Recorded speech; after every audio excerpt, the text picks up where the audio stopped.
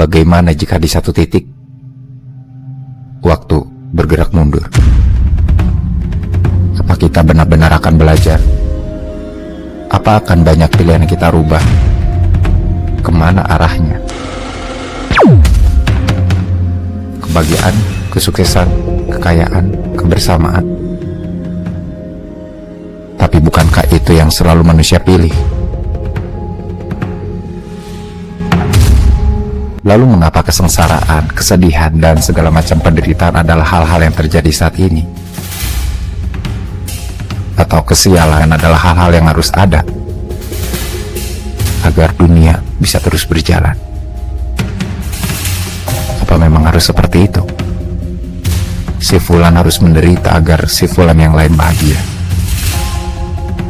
Atau dengan segala kecerdasannya, manusia memilih sesuatu yang lain, yang pada akhirnya segala bentuk keburukan tidak akan pernah menemukan jalannya?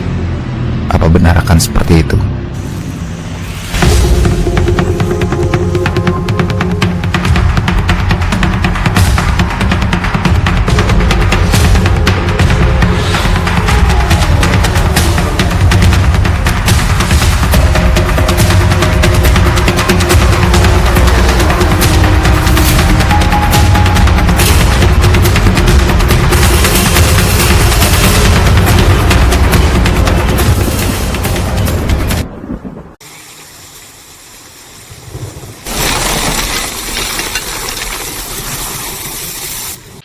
Sebelum desa ini berdiri, angin gunung hanya mengenal tempat ini sebagai hamparan bunga-bunga yang mekar tanpa saksi.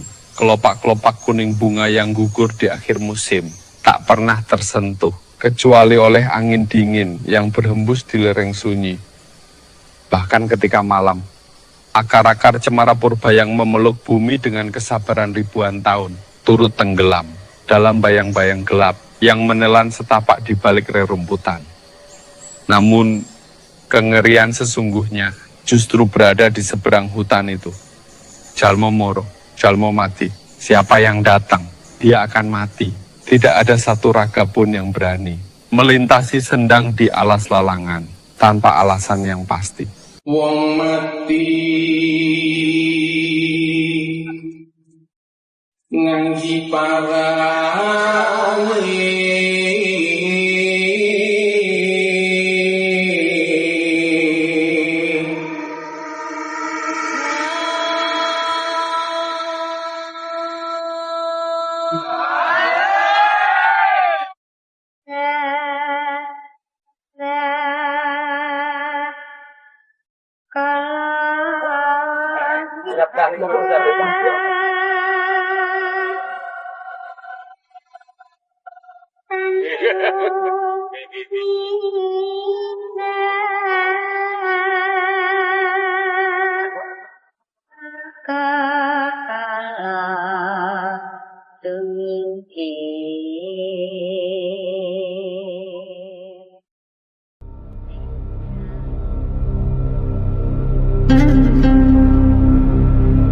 Puncak itu bangunannya kang iki atasan paling pucuk wetan bisa licik, jadi diarani Gumuk. Bisa Gumuk itu hidup bumi nanti poncor-poncongan. Masyarakat cilik sebenarnya mulai menjambai sebenarnya seolah-olah memang hidup bumi itu melongo. Ujian nih jaluk mengakuoso mulak galak. Padahal kan di situ kan tahun hijriah ini kan tahun baru. Mari elek menuju no api, sekarang kami jaluk mau.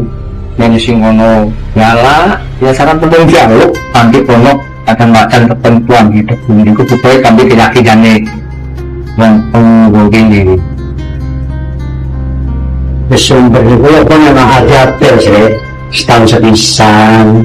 Kan sih kan neng deh arahnya kalau berai baru berapa kali sih dia lakoni ngawal gina ribu berai di pasarannya itu desa-desa pasarannya itu memang sumber itu belum angker zaman dulu itu antara yang wasa kubiar iki aslinya ya roh iki dia memang ini antara oh gitu tengah itu antara dengan musik jikau maksudnya sumber ini kalau tahu yung sa sinusumber jadi sampai mana udah tahu ngoleh tahun 1980 warga Darungan bungkuk banyu neng sindang ana bangunan kuwi wong Darungan umba-umba iya adus sendang kuwi asline ana loro cuma mergo wingit sing siji kuwi gak tau digunakno ya ora gampang wong mlaku ade 2 kilo tekan sendang iku nenang bayu kuwi gak iso mergo wilayah perkebunan terus tahun 1990 samarine bandang sendang kuwi mau ketutup waktu kuwi pancen sing paling susah masalah banyu angel temenan isane ngono kuwi lha yo aku dalane munggah medun nek ngombe banyu gelem ra gelem yo kudu mikul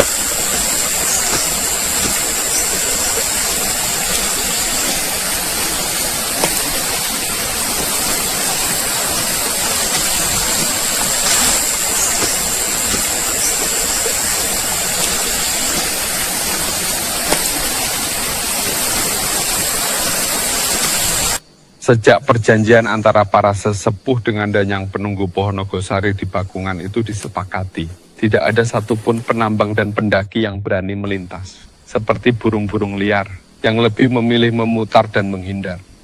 1 dari 9 Danyang di Bakungan itu telah memilih sendang di ujung hulu Banyulinu sebagai tempat bersemayamnya di balik keheningan. 115 tahun yang lalu, ketika hutan masih menyimpan rahasianya dari para pengembara, sesepuh kami membuka desa ini untuk perkebunan kopi atas perintah dari Mandor Wedono Belanda yang berkuasa pada masanya. Pagi itu, saat embun masih menggantung di ujung ilalang di alas lalangan, para sesepuh merapal mantra yang menembus gerbang kesunyian, meminta restu kepada Danyang yang bersemayam di balik keheningan di seberang hutan. Jauh sebelum jalan-jalan tanah mengenal jejak roda kuda, alas lalangan hanyalah belantara dengan pepohonan besar yang sama sekali tak pernah tersentuh oleh kapak manusia. Saat kabut tebal menggantung rendah di atas lembah, para tetua membakar dupa ketika udara dingin menyelimuti hutan seberang yang tak bersuara. Doa dan harapan yang dipanjatkan segera terjawab dengan desir angin yang menyisir dedaunan di pucuk pepohonan. Lalu seketika kabut terbuka sebagai pertanda restu yang telah diterima.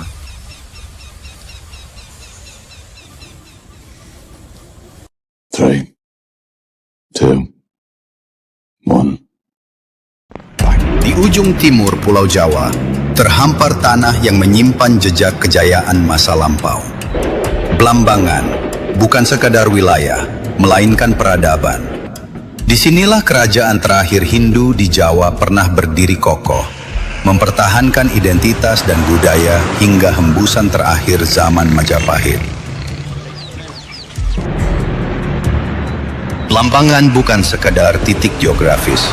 Ia adalah benteng terakhir kejayaan Hindu Jawa, tempat di mana sisa-sisa kemegahan Majapahit mencoba bertahan dari gelombang perubahan politik dan budaya yang datang dari barat. Sejak abad ke-16, Blambangan menjadi saksi bisu pergolakan kekuasaan antara kerajaan-kerajaan Jawa, penjajahan kolonial, hingga gerakan Islamisasi yang membentuk wajah baru Nusantara. Di tengah arus globalisasi dan budaya digital yang terus bergulung tanpa henti, masyarakat Blambangan tetap teguh menjaga akarnya. Mereka tidak menolak modernitas, tetapi menapakinya dengan bekal warisan leluhur. Tradisi bukanlah beban masa lalu, tetapi sumber kekuatan untuk masa depan. Sebuah jembatan antara yang gaib dan yang nyata, antara yang tua dan yang muda, antara yang telah pergi dan yang masih hidup. Blambangan bukan hanya menyimpan sejarah, ia menghidupkannya. Dan selama warisan budaya itu terus dijamas, selama doa itu terus dilantunkan, selama masyarakatnya terus berkumpul dalam kesadaran spiritual yang mendalam, maka Blambangan akan terus menjadi cahaya di ujung timur yang tak pernah padam. Dalam era modern yang bergerak cepat, warisan budaya bukan hanya untuk bekal warisan leluhur, tapi untuk kita sendiri, untuk menyucikan ingatan kita pada nilai-nilai luhur, pada warisan budaya, dan pada keberanian menjadi manusia yang seutuhnya.